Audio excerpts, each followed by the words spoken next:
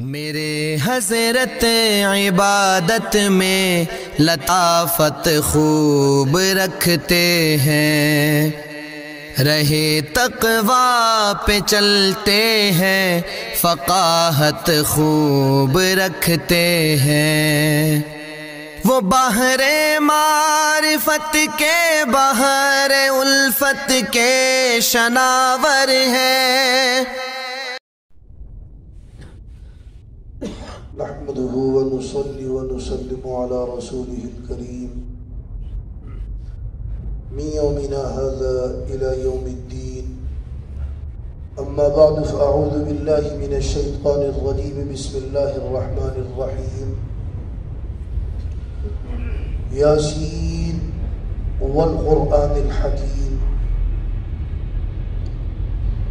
سورہ یاسین کے اندر قرآن کریم کی صداقت کا بیان ہے، قرآن کریم کی حقانیت کا، ساتھ ساتھ مسئلہ رسالت اور مسئلہ توحید کو بھی بیان کیا گیا ہے۔ فرمایا یاسین، یاسین کیا ہے؟ بعض مفسرین فرماتے ہیں کہ یاسین کا معنی ہے انسان، اور پھر انسان سے مراد ہے کامل الانسان، یعنی سرکار دو عالم سرور کونین صلی اللہ علیہ وسلم۔ بعض دوسرے مفسرین فرماتے ہیں کہ یاسین اس کا معنی ہے سید، سردار، تو معنی ہے یا سید البشر، اے انسانوں کے سردار، والقرآن الحکیم، اور قسم ہے قرآن حکیم کی، انک لمن المرسلین، یا سید البشر، قسم ہے قرآن حکیم کی، قرآن جو حکمت والا ہے، انک لمن المرسلین، بے شک آپ رسولوں میں سے ہیں، علی صراط مستقیم، اور آپ سیدھے راستے پر ہیں۔ کسی نے آپ کو محسور کہا، کسی نے مجنون کہا، کسی نے ساحر کہا، کسی نے کذاب کہا، الیاذ باللہ، اللہ فرماتے ہیں نہیں، علی صراط مستقیم، آپ سیدھے راستے پر ہیں۔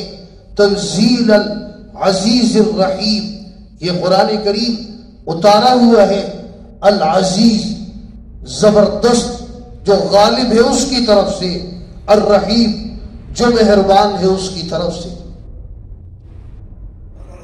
کیوں اتارا قرآن کریم؟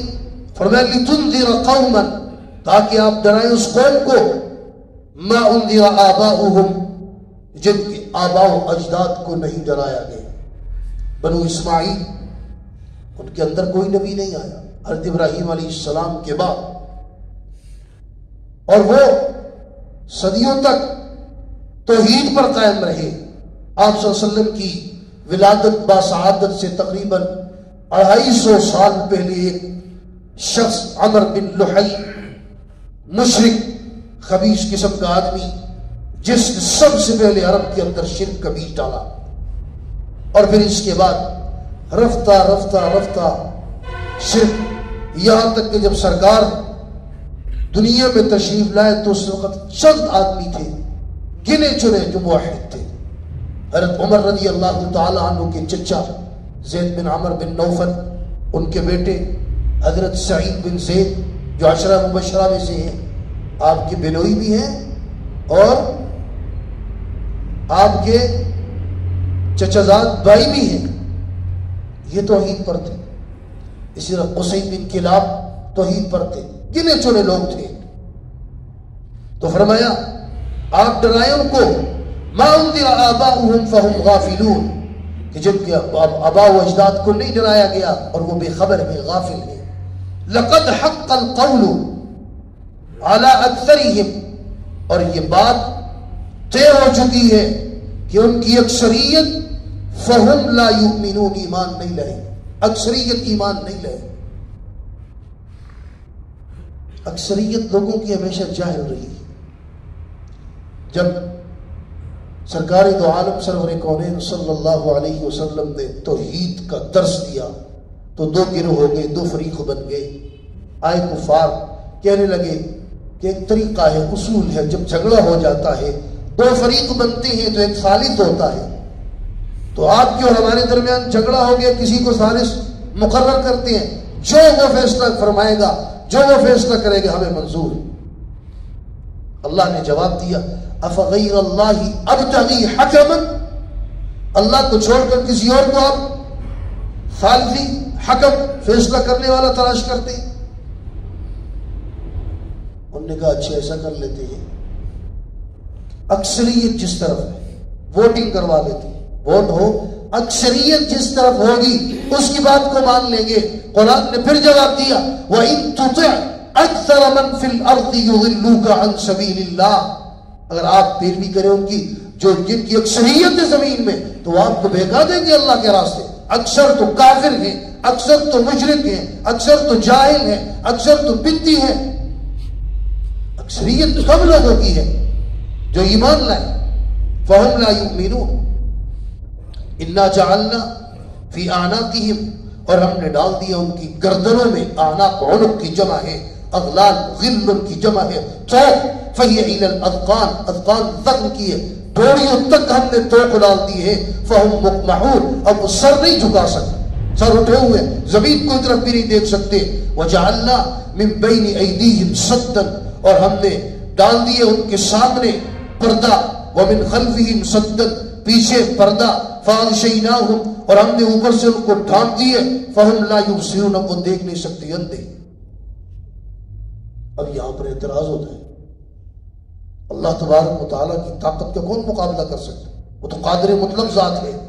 جب اس نے ان کی گردنوں میں توق ڈال دیے، اوپر سے آگے سے بھی ان کا بند کر دیا، ان کو آگے سے بھی ان کے لیے ہدایت بند، پیچھے سے بند، اوپر سے ان کو ڈھانپ دیا. اب ہدایت ان کو کیسے ملے؟ ہو تو مجبور ہے. اعتراض یہ ہوتا ہے کہ ان میں ان کا کیا قصور ہے؟ جواب اچھی طرح اس کا یہ مطلب نہیں ہے کہ اللہ تبارک و تعالیٰ نے ازل سے ان کے لیے گمراہی طے کر دی تھی. نہیں، اللہ نے ان کو اختیار دیا. اللہ نے فَمَنْ شَاءَ فَلْيُؤْمِنْ وَمَنْ شَاءَ فَلْيَكْفُرْ، چاہے تم ہدایت اختیار کرو، چاہے تم کفر اختیار کرو. جب تم خود راضی ہو گئے ہو کفر پر، تم نے خود اپنی پسند سے کفر کو پسند کیا، نُوَلِّهِ مَا تَوَلَّى، قرآن کا، اللہ کا یہ قانون ہے، دستور ہے. تم جس طرف مڑے، تم نے جو راستہ اختیار کیا، اللہ نے تمہیں اسی راستے پر چلا دیا.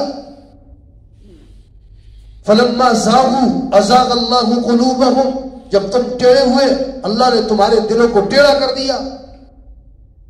اللہ کس کو راہ دکھاتا ہے؟ وَالَّذِينَ جَاهَدُوا فِينَا لَنَهْدِيَنَّهُمْ سُبُلَنَا، جو ہمارے راستے کی طرف کوشش کرتا ہے ہم اس کو ہدایت دیتے ہیں. اور جو کفر پر راضی ہو گیا، جب تم خود کفر پر راضی ہو گئے تو ہم نے بھی مہریں لگا دی.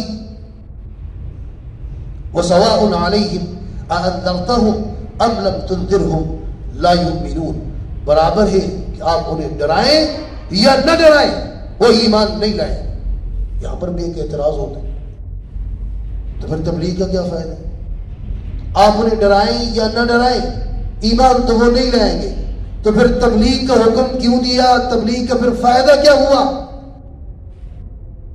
علامہ غازی رحمہ اللہ اس کا جواب دیتے ہیں، فرماتے ہیں یہاں فرمایا ہے سواء علیک، نہیں فرمایا کہ آپ ڈرائیں یا نہ ڈرائیں. فرمایا سواء علیہم، ان پر برابر ہے، ان کو آپ ڈرائیں یا نہ ڈرائیں ان کو کوئی فائدہ نہیں ہے. آپ کو آپ کی تبلیغ کا اجر ملے گا. علیک نہیں فرمایا، علیہم فرمایا ہے. وسواء علیہم انذرتهم ام لم تنذرهم لا يؤمنون انما تنذر من اتبع الذکر. فرمایا کہ آپ ڈرائیں ان کو جو پیروی کرتے ہیں نصیحت کی، وخشی الرحمن، اور ڈرتے ہیں اس سے رحمان سے بالغیب، بن دیکھے، فبشرہ، انہیں خوشخبری دیجئے، بمغفرت، بخشش کی، واجر کریم، اور عمدہ اجر اور عمدہ ثواب کی. انا نحن نحیی الموتى، فرمایا کہ ہم مردوں کو ہم زندہ کریں گے، وَنَكْتُبُ مَا قَدَّمُوا، اور ہم لکھ رہے ہیں یعنی ہمارے فرشتے ما قدموا جو تم نے آگے بھیجا ہے، وہ آثارہم، آثار اثر، اور جو چیزیں پیچھے رہ گئی وہ بھی ہے، پیچھے نیک اولاد چھوڑی وہ تمہارے لیے اجر۔ اگر مسجد بنوا لی، مدرسے بنوا لیے، کتابیں ہدیہ کر دی، قرآن کریم دے دیے، مسجد میں صفیں بچھا دی، یہ سارے تم نے جو نیک کام کیے۔ اور اگر تم نے بری اولاد چھوڑی تو فرمایا کل قیامت کے دن وہ بری اولاد تمہارے ساتھ سانپوں کی طرح چپکے گی، لپٹے گی۔ اللہ معاف ہے۔ وَكُلَّ شَيْءٍ أَحْصَيْنَاهُ فِي إِمَامٍ مُبِينٍ، اور ہر چیز کا ہم احاطہ کیے ہوئے ہیں ایک کھلی کتاب کے اندر، امام مبین، کھلی کتاب لوح محفوظ کے اندر ہر چیز کا احاطہ ہوا ہے۔ اللہ تبارک و تعالی ہمیں قرآن کریم کی تعلیمات سمجھ کر اس پر ہم سب کو عمل کرنے کی توفیق عطا فرمائے۔ وآخر دعوانا ان الحمد للہ رب العالمین۔